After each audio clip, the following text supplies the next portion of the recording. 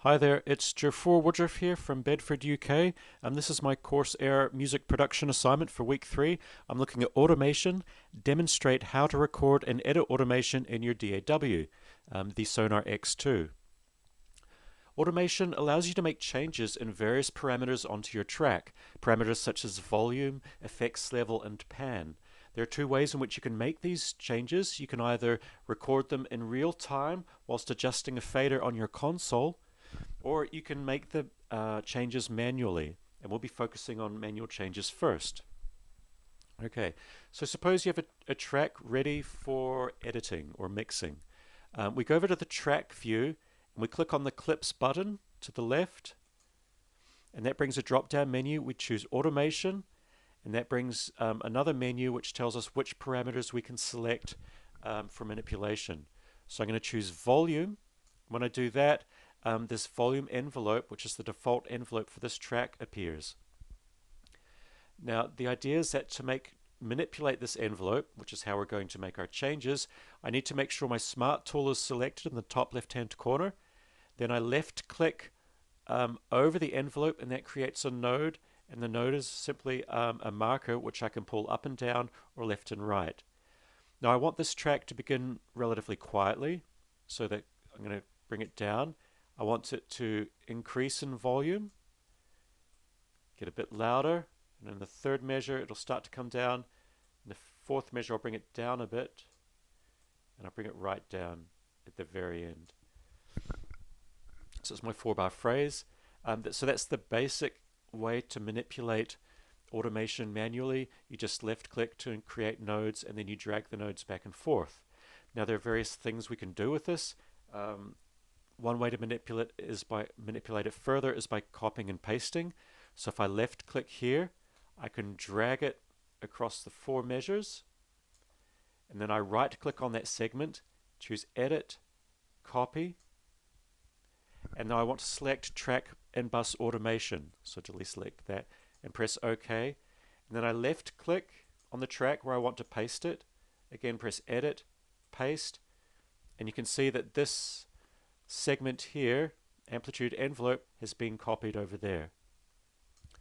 I'm just going to play this for you quickly so you get some idea. You can hear the clarinet coming in and out.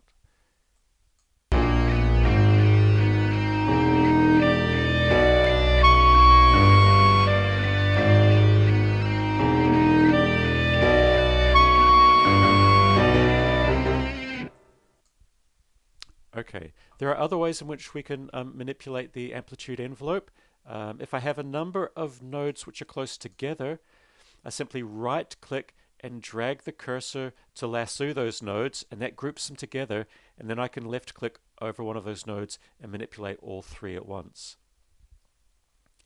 Another trick is to place the cursor near the top of the screen, and when you see those arrows appear, you left click and you drag up and down, and that will move the entire amplitude envelope for the whole track. It saves you a lot of work. The other option is to draw in your changes freehand. So in the top left hand corner you click on draw freehand, and then you select the freehand setting. There's a number of other settings, but I'll have to leave you to explore those in your free time. Okay, so with that option clicked, I simply click onto the track and sketch in my manipulations freehand.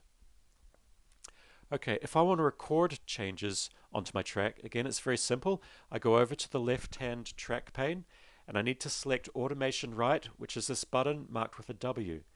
When I select that, it turns red and it shows which parameters are armed for tracking with these little red corners. Now it's got 2 parameters selected, volume and pan. I'm going to deselect pan, which I do by right clicking, and I deselect automation right enable, and that leaves me with just volume. Now manipulating volume in real time using the automation right tool is very simple. All I do is I press play, and then as the music plays I manipulate the fader, and it's going to record those changes. So let's just come back a little bit. I need my Smart tool. I'm going to press play.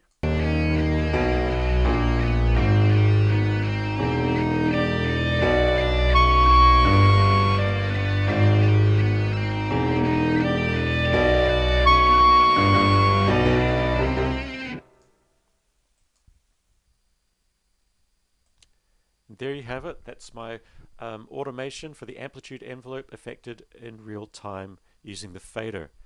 Okay, that's about all we have time for. There's a lot of detail in this subject. I have to say I found it quite difficult. I'm relatively new to DAWs, and this I couldn't have seen myself doing this 3 weeks ago. So I've gotten much more out of these practical sessions than I have ever thought I would have. I can point you to a valuable resource. It's Carl Rose's SWA Complete Sonar X2 video tutorial. It's about 9 hours long, and about half an hour of that is spent on this topic. Okay, see you all next week, and thanks for listening.